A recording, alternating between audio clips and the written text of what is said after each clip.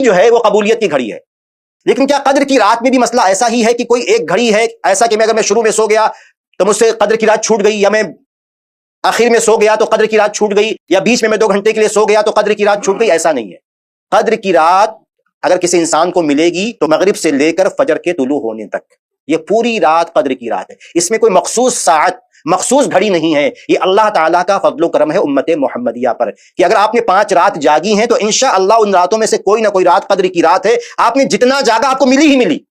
وہ الگ بات ہے کہ اگر پورا جاگے زیادہ عبادت کی ہے، جیسے 83 سال 4 مہینے اگر آپ نے ایک رات میں ایک پارہ آپ نے پڑھا، ایک پارہ اگر آپ نے رات میں پڑھا تو گویا کہ آپ نے 83 سال 4 مہینے کی تمام راتوں میں ایک ایک پارہ پڑھا. اگر آپ نے اس رات میں 2 پارہ پڑھا، جس رات قدر کی رات تھی آپ جاگے تھے، اگر آپ نے 2 پارہ پڑھا تو اس کا مطلب یہ ہوا کہ 83 سال 4 مہینے کی ہر راتوں میں آپ نے 2 پارہ پڑھا.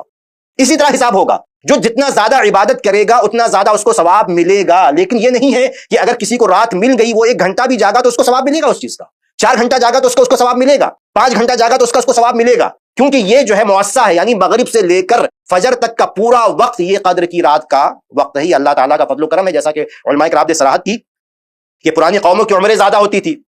نوح علیہ السلام نے اپنی قوم کو دعوت دی، 950 سال سے دعوت دی ہے تو 1000 سال آس پاس عمریں ہوا کرتی تھی جو بھی. اب آج کی عمریں جو ہے وہ 60 سے 70 کے درمیان ہے.